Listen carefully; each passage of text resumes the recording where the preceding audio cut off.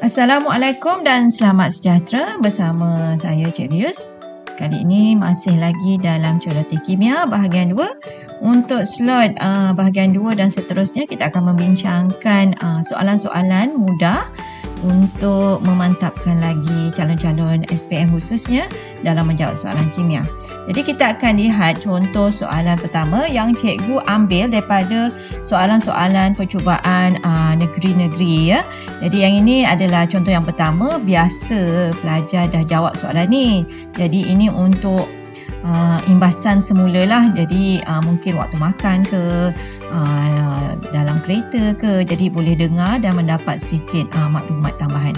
Jadi ini kita lihat contoh soalannya. Saya sangat menggalakkan apabila pelajar menjawab soalan, pelajar boleh gariskan katakan di sini contohnya pelajar gunakanlah pen merah ke highlighter pen ke untuk menggariskan soalan ataupun maklumat yang diberikan. Contohnya untuk soalan pertama ni diberikan jadual 1 menunjukkan bilangan proton dan neutron. Dalam situasi ini, pelajar kena faham ya. Ini soalan pertama. Soalan pertama biasanya arasnya adalah pengetahuan, kefahaman. Tetapi makin tinggi soalan yang ada, maknanya aras juga adalah semakin tinggi.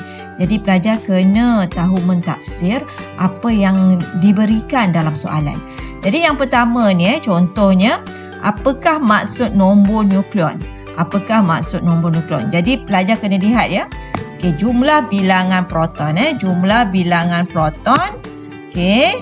Okey, di sini jumlah bilangan proton dan neutron. Ada pelajar dia nak tulis jumlah bilangan proton dan bilangan neutron. Tak ada masalah ya, dalam nukleus sesuatu atom. Okey, berikanlah jawapan yang jelas. Apakah nombor nukleon? Pastikan pelajar tahu nak dapat nombor nukleon tu macam mana. Bagi atom Z. Okey, jangan silap. Jangan bagi atom X ke Y ke pula ya.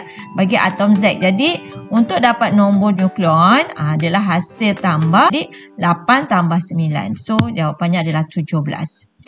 Tuliskan simbol W. Okey, W ini AZX. Okey, dalam bentuk AZX. Jadi, pelajar kena tahu ni AZX ni apa? A ni merujuk kepada nombor nukleon. Okey, A itu adalah nombor nukleon. Yang Z ni adalah nombor proton. Jadi ini adalah cara penulisan yang betul. Okey, mengikut simbol lah, simbol AZX. X itu adalah unsur ya, unsur. Jadi ini adalah jawapannya. Sebab kadang-kadang pelajar mungkin akan melihat 5 11, okey, dah baju macam ni. Okey, ini bukan mengikut simbol yang sebenar lah. Okey, yang dikehendaki. Sebab kalau ikut yang sebenar, A itu merujuk kepada nombor nukleon. Okey. Seterusnya, kita lihat lagi ya. Berdasarkan jadual 1. Okey, kita bawakan jadual 1 ini. Atom-atom yang manakah merupakan isotop. Jadi, pilih atom. Di sini, pelajar kena tahu apa maksud isotop. Dalam soalan ni dia tak minta pelajar berikan masuk isotop tapi pelajar kena tahu isotop adalah atom-atom yang sama mempunyai bilangan proton yang sama tetapi bilangan neutron berbeza. Jadi di sini kita ada dua atom yang mempunyai bilangan proton yang sama tetapi bilangan neutron berbeza. Jadi kita tulis sahaja. Cuma cikgu suka nak ingatkan, kalau diminta kadang-kadang soalan suka tambah, terangkan, jelaskan. Jadi di sini bila menulis penerangan, pastikan mulakan dengan perkataan atom ini ataupun atom Y dan atom Z. That's mean ada perkataan atom mempunyai bilangan proton yang sama tetapi bilangan neutron berbeza. Ataupun mempunyai nombor proton yang sama tetapi nombor nukleon berbeza. Yang biasanya pelajar tertinggal adalah perkataan atom. Tapi di sini kalau pelajar tak tulis atom, tak ada masalah sebab dia bukan penerangan. Dia bukan penerangan. Okey, fosforus 32 ialah satu isotop. Berikan kegunaan isotop. Jadi yang ini ada dalam buku teks, okey, untuk mengesan kadar penyerapan baja fosfat oleh tumbuhan, untuk mengesan metabolisme fosfat dalam tumbuhan. Itu semua antara jawapan yang diterima, ya, membawa maksud yang sama. Seterusnya kita lihat contoh yang kedua. Okey pelajar, soalan tadi tak silap saya daripada Negeri Sembilan. Yang ini adalah daripada Negeri Selangor. Kalau pelajar biasa menjawab soalan yang hampir sama, tapi tadi kita lihat stimulanya adalah jadual. Dia berikan anda jadual. Yang ini pula dia bagi diagram P, Q dan S. Jadi kalau kita lihat di sini masih lagi tanya soalan, apakah maksud nombor nukleon? Kalau tadi maknanya pelajar dah biasa dah jawab soalan ni. Maknanya kalau soalan ni keluar di mana-mana pun, soalan struktur ke, esei ke, soalan objektif sekali pun, maknanya pelajar dah biasa. Inilah pentingnya untuk kita memperbanyakkan latihan. Sebab kita akan terbiasa dengan soalan-soalan ni. Jadi tak ada masalah nak jawab soalan bila kita dah biasa. Okey, kemudian nyatakan nombor proton bagi atom S. Jadi lihat kat sini ni. Nombor proton. Ingat digunakan simbol. Sebab tadi kita dah jawab dah soalan pertama, contoh yang pertama tadi. Jadi ingat ya, nombor proton ni yang kecil nilai dia tu adalah nombor proton. Jadi nombor proton S ini adalah nombor proton. Okey, 20 tu adalah nombor nukleon. Berapakah bilangan neutron bagi atom P? Atom P. Pergi pula kepada atom P. Bilangan neutron, okey, kalau nak dapat bilangan neutron, nombor nukleon tolak dengan nombor proton. So 12. Tak perlu nak tunjukkan dalam kerja pun tak apa, sebab markah ada satu, tulis jawapan saja.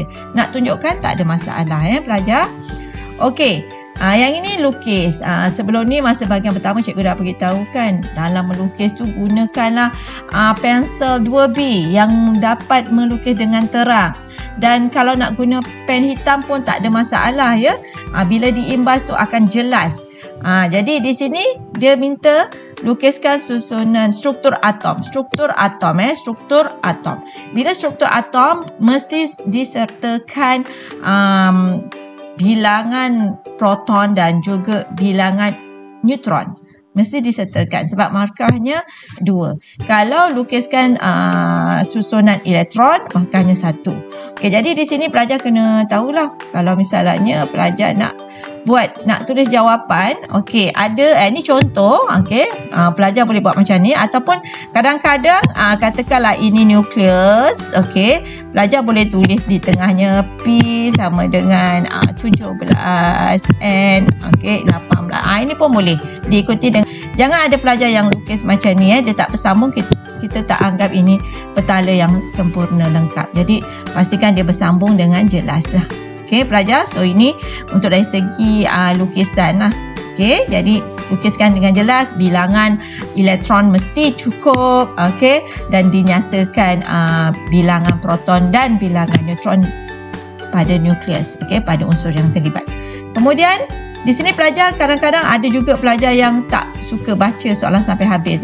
Kadang-kadang tiba-tiba dia minta lukiskan susunan elektron bagi ion. Pelajar itu ingat atom. Jadi bila baca soalan tu, bacalah soalan dengan habis. Okey, seterusnya adalah soalan yang ketiga. Ini beza sikit dengan contoh yang pertama dan kedua, yang mana tajuk getah. Ini daripada soalan percubaan Terengganu. Sebab cikgu nak membawa pelajar cuba lihatlah soalan ni, nak membandingkan dua jenis getah ni. Pelajar lihat betul-betul apa yang membezakan dua getah di sini. Di sini yang jelas sekali awak boleh nampak ada perkataan S, sulfur. Okey, ada sulfur di situ. So kalau ada sulfur, ini adalah melalui tindak balas pemvulkanan. Okey, jadi ini adalah getah yang tervulkan. Manakala yang ini adalah getah tak tervulkan ataupun juga boleh dinyatakan sebagai getah asli. Okey, getah asli. Kemudian seterusnya adalah contoh. Jadi tulislah contoh yang sesuai, tayar, kasut. Pilih satu saja sebab satu markah.